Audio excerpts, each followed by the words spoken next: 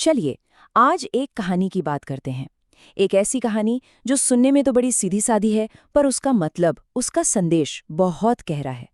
ये कहानी असल में इस बारे में है कि जब लगता है ना कि सब कुछ हाथ से निकल गया, तब भी उम्मीद और हिम्मत को कैसे थामे रखा जाए।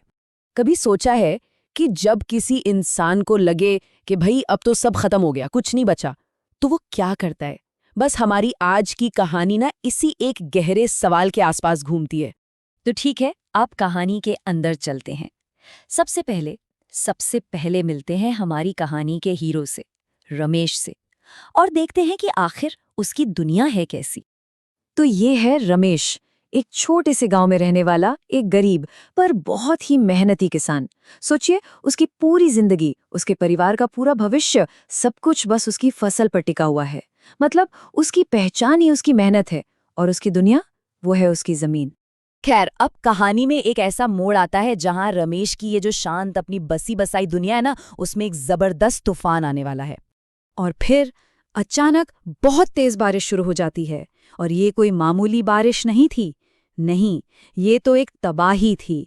एक ऐसी आफत जो रमेश के काबू से, उसके बस से बिल्कुल बाहर थी।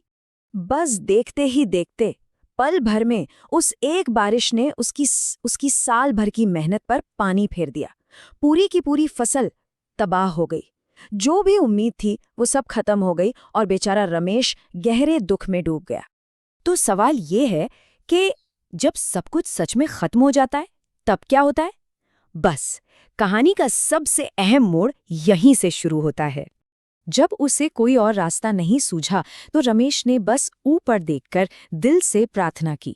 और ये सिर्फ कुछ शब्द नहीं थे, नहीं, ये उस इंसान का अटूट विश्वास था, जिसके पास अब इस विश्वास के सिवा और कुछ बचा ही नहीं था।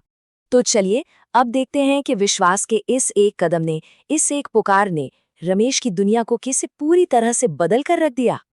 जरा देखिए तो कैसे सब कुछ बदल गया।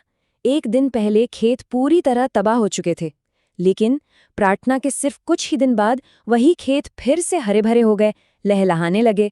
और जब कटाई का वक्त आया तो क्या हुआ? एक सुनहरी लहलहाती हुई जबरदस्त फसल तैयार खड़ी थी। सोचिए ये बदलाव कितना बड़ा था। मतलब प्रार्थना से पहले हमारे सामने एक टूटा हुआ दुखी किसान था, और प्रार्थना के बाद वही किसान एक खुशहाल परिवार और अच्छी खासी कमाई के साथ खड़ा था। पूरी कहानी ही पलट गई। तो फिर इस पूरी कहानी का असली संदेश क्या है? मतलब हमें इससे क्या सीखने को मिलता है? चलिए इस सीधी सादी सी कहानी में जो एक बड़ा शक्तिशाली संदेश छुपा है ना, उसे समझने की कोशिश करते हैं। देखिए, कहानी का जो स्ट्रक्चर है वो बहुत पावरफुल है। सबसे पहले क्या हुआ? संकट आया, यानी फसल की पूरी तबाही। उसके बाद आया विश्वास, मदद के लिए की गई एक सच्ची दिल से निकली प्रार्थना। और आखिर में क्या मिला? समाधान। एक चमत्कार हुआ, फसल वापस आई और इनाम मिला।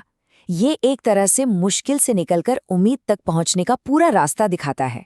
तो बात सिर्फ एक चमत्कार की नहीं है, ये समझना बहुत जरूरी है। ये कहानी असल में 3 बहुत जरूरी चीजों पर रोशनी डालती है। पहली, मेहनत, जो कि नींव है। दूसरी, निराशा के अंधेरे में विश्वास की ताकत। और तीसरी, उम्मीद, जो उस मेहनत और विश्वास का खूबसूरत इनाम बनकर मिलती है। तो आखिर में ये कहानी हमें एक बहुत बड़े, एक बहुत गहरे सवाल के साथ छोड़ जाती है।